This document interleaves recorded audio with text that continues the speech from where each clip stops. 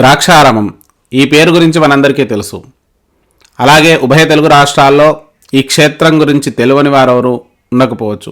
అయినప్పటికీ కూడా ఈ వీడియోలో ద్రాక్షారామ క్షేత్రం గురించి, మరి పంచారామాల్లో ఒకటైనటువంటి ఈ ద్రాక్షారామ క్షేత్రం సాక్షాత్తు భీమేశ్వర స్వామి లింగస్వరూపంగా వెలిసి, అలాగే అష్టాదశ శక్తిపీఠాల్లో 12వ శక్తిపీఠమైనటువంటి మాణిక్య దక్షవాటిక అనే పేరు అనుసరించి అమ్మవారు మాణిక్యాంబాదేవి స్వరూపంగా ఇక్కడ 12వ శక్తిపీఠం ఏర్పడినట్టుగా, అలాగే ఈ క్షేత్రం సుమారు 1200 సంవత్సరాల క్రితం నిర్మించబడి, అలాగే పురాణ కాలం నుంచి కూడా ఈ క్షేత్రానికి ఎన్నో మహత్యాలు అలాగే వైశిష్ట్యాలు ఉండడం అనేది మనం గమనించవచ్చు. ఇలాంటి ద్రాక్షారామ క్షేత్రం గురించి మనం ఈ వీడియోలో తెలుసుకుందాం. అలాగే ఈ క్షేత్రాన్ని దక్షారామం అని కూడా అంటారు. కాబట్టి ఇలాంటి మహత్తర క్షేత్రం గురించి మన విఎన్ఆర్ ద ట్రావెలర్లో తెలుసుకుందాం. మరి కొత్తగా చూస్తున్న వాళ్ళు విఎన్ఆర్ ద ట్రావెలర్ను సబ్స్క్రైబ్ చేసుకోండి. ఈ వీడియోను లైక్ చేసి షేర్ చేసి కామెంట్ చేయండి. మనం ఈ ద్రాక్షారామ క్షేత్రానికి ఎలా వెళ్ళాలో చూద్దాం. హైదరాబాద్ నుంచి సుమారు 466 కిలోమీటర్ల దూరంలో ఈ ద్రాక్షారామ క్షేత్రం ఉంది. విజయవాడ నుంచి 199 కిలోమీటర్ల దూరంలో ఈ క్షేత్రం ఉంది. ఇక్కడికి దగ్గరలో ఉన్నటువంటి కాకినాడ కానీ లేదంటే రాజమండ్రి కానీ రైలు మార్గం కూడా చేరుకోవచ్చు. ఇక లేదంటే రోడ్డు మార్గం కూడా విజయవాడ మీదుగా మనం రామచంద్రాపురం మీదుగా ఈ క్షేత్రానికి చేరుకోవచ్చు. విజయవాడ నుంచి కూడా మనకు రామచంద్రాపురం మీదుగా మనం ఈ క్షేత్రానికి చేరుకోవచ్చు. ఇంకా ఈ క్షేత్రం యొక్క విశిష్టతను, అలాగే ఈ క్షేత్రంలో దర్శించాల్సిన స్థలాలను కూడా మనం ఈ వీడియోలో చూద్దాం. ద్రాక్షారామ క్షేత్రం యొక్క స్థల పురాణం గురించి చూసినట్టయితే ఈ ద్రాక్షారామ క్షేత్రానికి మరి పంచారామాల కథనే ప్రధానంగా చెప్పబడుతుంది. పూర్వము తారకాసురుడు అనే రాక్షసుని సంహరించడం కోసం ఆ పరమేశ్వరుని ప్రార్థించగా మరి సుబ్రహ్మణ్యేశ్వర జననం జరిగింది. తర్వాత సుబ్రహ్మణ్యేశ్వరుడు తారకాసుర సంహారం చేస్తున్న సందర్భంలో తన శక్త్యాయుధంతో ఆ తారకాసురుడి కంఠంలో ఉన్న శివలింగాన్ని ఛేదించడం, అది 5 భాగాలు కావడం, ఆ 5 భాగాలలో ఒక భాగం ఇక్కడ పడడం అనేది మనకు తెలుసు. మరి ఈ 5 భాగాలు కూడా పంచారామ క్షేత్రాలుగా ఆవిర్భవించినట్టుగా, మరి ఇది భీమేశ్వర స్వామి క్షేత్రంగా ఆవిర్భవించింది.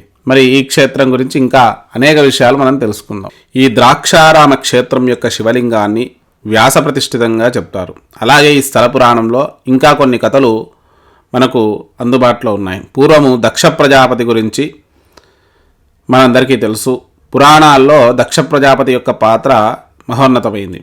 ఆయన కుమార్తె అయినటువంటి సతీదేవిని పరమేశ్వరుడికి వివాహం చేయగా, ఒకానొక సమయంలో పరమేశ్వరుణ్ణి పిలవకుండా యాగం చేద్దామని చెప్పి నిరీశ్వర యాగం చేస్తున్నప్పుడు సతీదేవి పరమేశ్వరుడు వద్దన్నా వినకుండా ఆ యాగానికి తల్లిగారింట్లో యాగమవుతుంది కదా అని వెళ్ళింది. మరి అక్కడికి వెళ్తే ఆమెను ఎవ్వరూ కూడా ఆదరించలేదు. అలాగే ఆమె యందు కొంత చులకన భావంతో చూశారు. మరి సాక్షాత్తు జగన్మాత స్వరూపమైనటువంటి ఆ సతీదేవి ఆగ్రహంతో తన శరీరాన్ని అక్కడనే దగ్ధం చేసుకోవడం, అగ్నికి ఆహుతి చేసుకోవడం, తర్వాత వీరభద్రుడు మొదలగు వారి ఆవిర్భావము, ఆ దక్షయజ్ఞాన్ని మొత్తం విధ్వంసం చేయడం అనేది జరుగుతుంది. అయితే ఈ దక్ష ప్రజాపతి నివసించిన స్థలంగా ఈ ద్రాక్షారామానికి పేరు.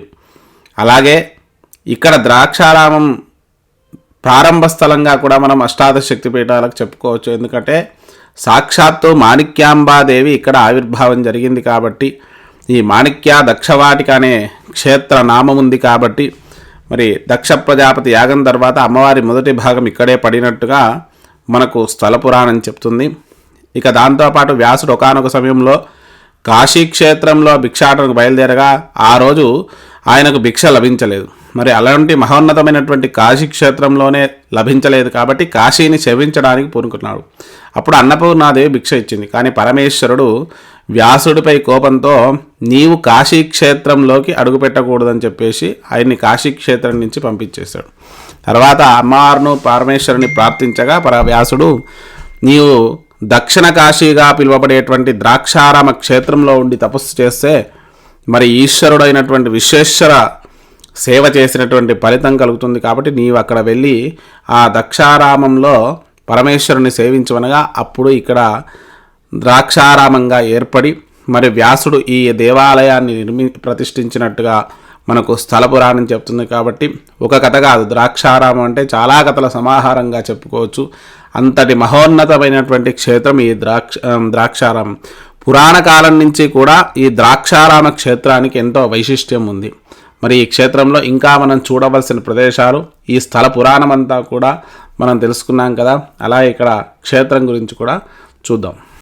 మనకు ఇక్కడ దేవాలయంలో విశేషంగా ఒక వృక్షం కింద అనేక నాగ ప్రతిమలు దర్శనమిస్తాయి.